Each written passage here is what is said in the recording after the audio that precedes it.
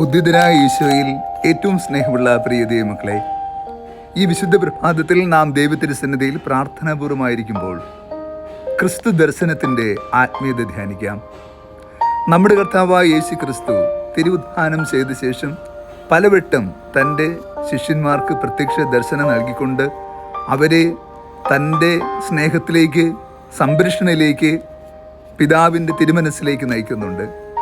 എന്നാൽ പലപ്പോഴും അപ്പോസ്തലന്മാർക്ക് യേശുവിൻ്റെ സാന്നിധ്യം മനസ്സിലാകുന്നില്ല എന്ന് മാത്രമല്ല, അവർ സംശയത്തോടും നിരാശയോടും കൂടി നിലകൊള്ളുന്ന അനുഭവമുണ്ട്. എന്നാൽ യേശുവിൻ്റെ ഓരോ പ്രത്യക്ഷീകരണവും അവരുടെ ജീവിതത്തിൽ ചില ചലനങ്ങൾ സൃഷ്ടിക്കുന്നുണ്ട്. ഇമാവൂസിലേക്ക് പോയ ശിഷ്യന്മാരോടൊപ്പം അവരുടെ അപ്പം ഭക്ഷിച്ചുകൊണ്ട് യേശു അവരുടെ ജീവിതത്തിൽ ഇടപെട്ടു. ഉടനെ അവർ തിരിച്ചറിഞ്ഞുവെന്നാണ് ബൈബിളിൽ എഴുതിയിരിക്കുക. ക്രിസ്തു ജീവൻ്റെ അപ്പമായി രൂപാന്തരപ്പെട്ട് ദിവ്യകാരുണ്യമായി അവിടുത്തെ സ്വീകരിച്ചപ്പോൾ അവർ യേശുവിനെ മനസ്സിലാക്കി. അതുവരെ കൂടെ നടന്നിട്ട് മനസ്സിലാകാത്തവരായിരുന്നു ആ നിമിഷം യേശുവിനെ ഉൾക്കൊണ്ടത്. ദിവ്യകാരുണ്യത്തിൻ്റെ ശക്തി അപ്രകാരമാണ്. ഇന്നത്തെ സുവിശേഷത്തിൻ്റെ അനുഭവം വ്യത്യസ്തമല്ല. തിബേരിയസ് തീരത്ത് വെച്ച് യേശു തന്നെ വെളിപ്പെടുത്തുകയാണ്. ക്രിസ്തുവിനെ കൂടെ കൂട്ടാതെ രാത്രി മുഴുവനും ആഴക്കടലിൽ അധ്വാനിച്ച ശിഷ്യന്മാർക്ക് ഒന്നും കിട്ടാതെ അവശരായി, നിരാശരായി തീരത്തണയുമ്പോൾ ഇതാ ക്രിസ്തു അവിടെയുണ്ട്. യഥാർത്ഥത്തിൽ അവർ ആരെയാണോ കൂടെ കൂട്ടാതെ പോയത്, ആരെയാണോ അവർ ഉപേക്ഷിച്ച് പോയത്, അവൻ തീരത്ത് അവർക്ക് വേണ്ടി കാത്തിരിക്കുകയാണ്, പ്രാതലൊരുക്കി വെച്ച്. ഇതാണ് ക്രിസ്തു. ഈ ക്രിസ്തുവിനെ നമ്മൾ തിരിച്ചറിയുക തന്നെ വേണം. നാം ഉപേക്ഷിച്ചാലും നമ്മെ ഉപേക്ഷിക്കാത്ത ഒരു ദൈവത്തിൻ്റെ മനസ്സാണ് ഇന്നത്തെ സുവിശേഷം നാം ദർശിക്കുക. യേശു അവരോട് ചോദിക്കുന്നു, കുഞ്ഞുമക്കളെ, നിങ്ങളുടെ കയ്യിൽ മീൻ വല്ലതുമുണ്ടോ? വേദനയോടുകൂടി അവർ പറയുന്നു, രാത്രി മുഴുവനും അധ്വാനിച്ചിട്ടും ഞങ്ങൾക്കൊന്നും കിട്ടിയില്ല. യേശു പറയുന്നു, പടവിൻ്റെ വലതുവശത്ത് ഇറക്കുക. ക്രിസ്തു പറഞ്ഞതുപോലെ അവർ ചെയ്തു. ഇതാ അത്ഭുതകരമായ ഒരു മീൻപിടുത്തം അവർക്ക് ലഭിക്കുകയാണ്. അവർ 153 വലിയ മത്സ്യങ്ങളാൽ അവിടെ വല നിറയുകയും ആ അത്ഭുതത്തെ ആശ്ചര്യത്തോടു കൂടി നോക്കി നിൽക്കുകയും ചെയ്യുന്നു.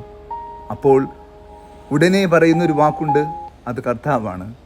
അതെ, ആഴക്കടലിൽ നൽകാൻ കഴിയാതെ പോയത്, കിട്ടാതെ പോയത് ഈ തീരത്ത് നൽകണമെങ്കിൽ അതിന് കർത്താവിൻ്റെ കരം കൊണ്ടല്ലാതെ മറ്റൊന്നും കൊണ്ട് സാധ്യമാകില്ല എന്ന് വിശ്വസിച്ചു.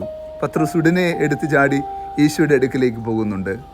പ്രിയ ദൈവമക്കളെ, ഈ തപസ് കാലത്തിൻ്റെ ആത്മീയതയിലൂടെ ക്രിസ്തു സ്നേഹത്തെ സ്വന്തമാക്കിയ നമ്മൾ ഉദ്ധാനത്തിൻ്റെ മഹത്വത്തിലൂടെ ക്രിസ്തുവിൻ്റെ കൃപയും സ്വന്തമാക്കണം.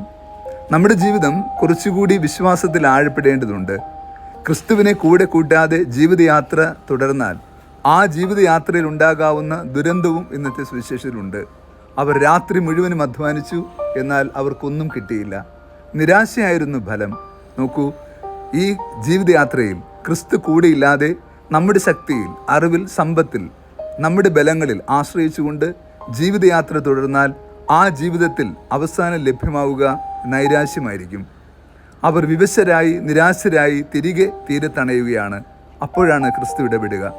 എങ്കിലും ജീവിതത്തിൽ നഷ്ടപ്പെട്ടു പോയതൊക്കെ വീണ്ടെടുക്കുവാൻ ക്രിസ്തുവിൻ്റെ സാന്നിധ്യത്തിന്, അവൻ്റെ കൃപയ്ക്ക് സാധ്യമാണ്. അതുകൊണ്ട് തന്നെ കൂടുതൽ പ്രതീക്ഷയോടുകൂടി, വിശ്വാസത്തോടുകൂടി ക്രിസ്തുവിനെ നാം അനുധാവനം ചെയ്യുകയാണ് വേണ്ടത്. വിശ്വാസത്തിൽ ആഴപ്പെടുക.